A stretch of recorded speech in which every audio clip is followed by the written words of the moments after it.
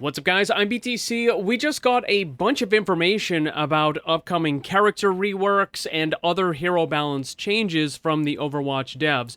Now, they did speak at length about all this stuff, but I'm not just going to go through and read it word for word and make a 30-minute video on this. Instead, I'm going to try to boil it down to as quick and concise as possible and just give you the important parts. So let's start with that. First up is going to be a possible rework for Moira, and they talked about adding utility into her kit, but that it's very tricky because of the playstyle that people want to use with the character, and that being a more aggressive playstyle. We're not even talking about full-on DPS Moiras here. It's just the fact that you need to attack the enemy in order to refill your healing meter, and the devs said that when they made the change to the damage orb, it ended up making Moira a much more passive character, and people haven't really liked that. They don't want to play that style of character, and because now you don't need to constantly be aggressive and damage your enemies. Instead, you just throw out the orb and you get your healing meter back, and then you're good.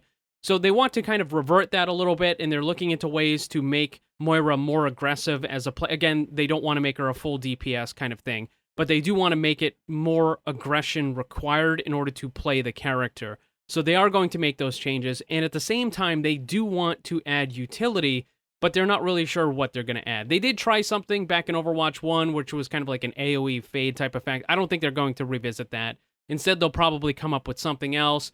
Maybe it'll end up being something that's attached to the healing orb, because right now, the damage orb has two different aspects to it, right? It does damage, and it also refills your healing meter. So maybe the healing orb will heal you and do something else. Maybe it'll, there's all different kinds of things that they could add as a special buff to your teammates with the healing orb, and that would definitely add utility. Of course, as a cost, they would end up having to lower the amount of healing it does, and at the same time, honestly, I think they should split it up into two separate cooldowns at this point. I don't see a reason why you should have the two separate cooldowns, or the single cooldown rather, for both the damage and the healing orb. Because if you're going to fundamentally change how they work, then you might as well have them on different cooldowns.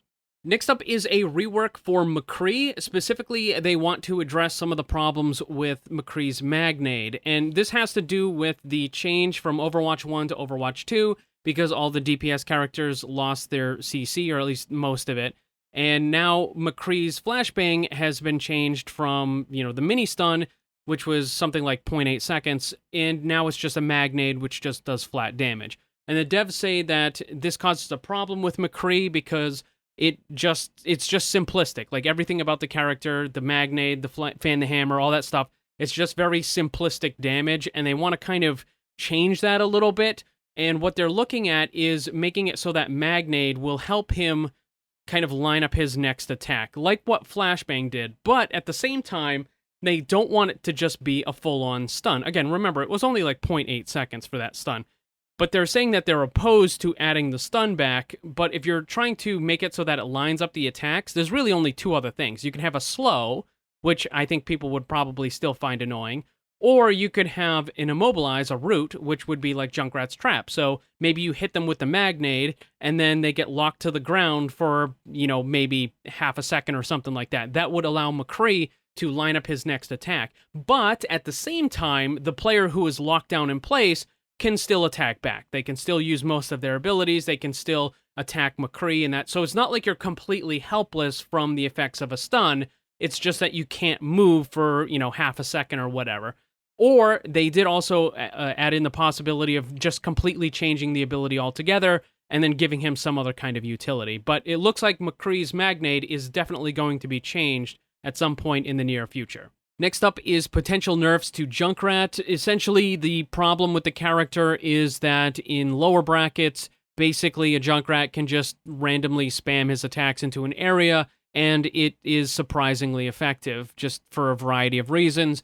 But they said that because the devs nerfed Junkrat a little while ago, he's actually been going down in performance, and they've noticed about a 3 or 4% reduction in how well the character has been doing in all ranks, not just lower bracket, but upper as well. And they said that we realize that there's still some problems with it, but what their plan for addressing this is to make it so that when you land a direct hit with Junkrat, it's going to deal all the damage and that sort of stuff. But when the projectile hits a wall or hits the floor, they're going to significantly reduce the hitbox of that projectile, which means that it's going to be much harder to hit someone with the little bouncings and the ricochets and stuff, or if it just kind of rolls on the ground next to them, it's going to be more difficult to get any sort of significant damage from that.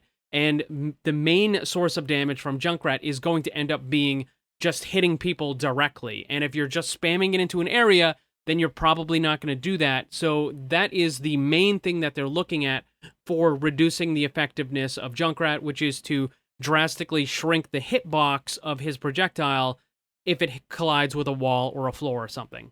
So moving on to yet another rework is going to be Brigitte, who looks like she's going to have an entirely new ultimate, something that is not at all similar to what she has now, and that's because the dev said it's not simply a matter of changing some of the numbers here or there. They're actually looking at making a completely new ultimate, which is going to require new animations, new visual effects, new sound effects, all that sort of stuff.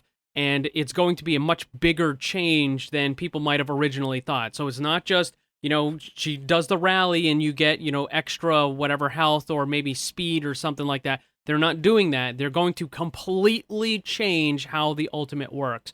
But because of these changes, it looks like it's going to take a little bit longer than what they're expecting. And from what I'm looking at here, the way they're talking, is that it looks like it might not actually happen in Season 4. They might kind of tease a little bit more of it, but this change is going to be so big that it might not actually happen until Season 5.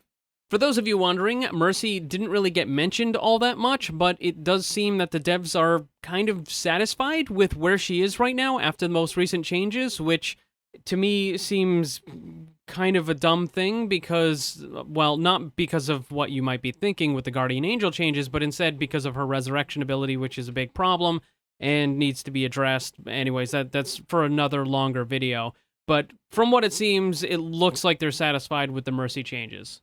In addition to these upcoming changes, the devs also revealed some of the potential changes that they tried and decided, yeah, that's probably not a good idea, and they ended up not ever adding it. So one of these was Sombra and her hack ability. It would reduce the maximum health of an enemy for an entire minute. Now, they don't say how much it would reduce. Maybe it would be 25, 50, or possibly even a percentage.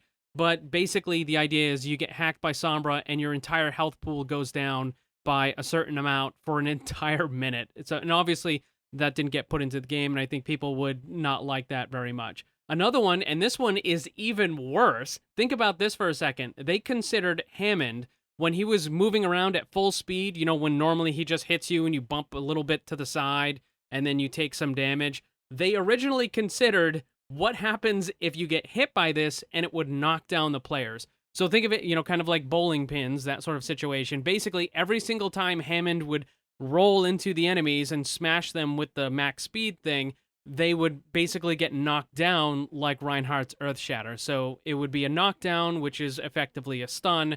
And even if you got up, it only took a half a second. Imagine that Hammond would be able to just knock everyone down every single time he hit you with this. Think about, there are some maps like the Oasis map and whatnot where the control point has that center pillar. Imagine the Hammond just swinging around and around and around, spin to win Hammond. And you were doing that, and every single time you hit the enemy, it would knock them down. That would get old real fast. So they obviously didn't add that to the game, and that's a good idea. Another one was Diva, and she would have the ability to tether onto an enemy. So rather than tethering onto the environment like what Hammond does, Diva could tether an enemy, basically net them up, like kind of hook onto them, and then she could drag them away. So you would attach the rope or the line, and then you could fly away, and it would drag the enemy behind them as you're moving around.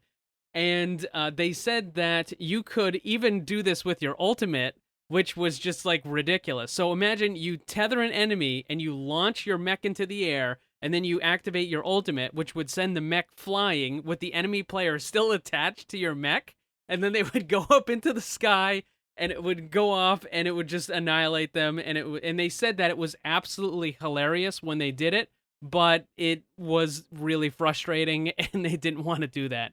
However, I will say, I think the idea of a tether isn't entirely a terrible idea for thing. And I think it would work as an ultimate, maybe not so much as a normal ability, but as an ultimate, being able to grab onto one or two enemies and just kind of like hold them and lock them and drag them around and stuff. I think that would be a good ultimate for a tank to have. It kind of fits what tanks do. They control an area and they can have CC and that sort of stuff, so it would work, right? It would be similar to some of the other tank ultimates that we have. But anyways, they said that that was just a normal ability for D.Va, and they obviously decided not to go with it.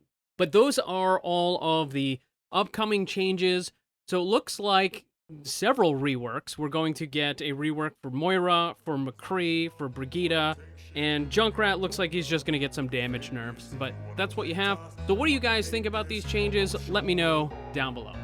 I don't ever slow up, no I don't take shit, I got no love for the fakeness. If you wanna play tough and wanna hate this, I'll always show up and make a statement. I don't ever slow up, no I don't take shit, I got no love for the fakeness. If you wanna play tough and wanna hate this, I'll always show up and make a statement. Everything I do so instinctive.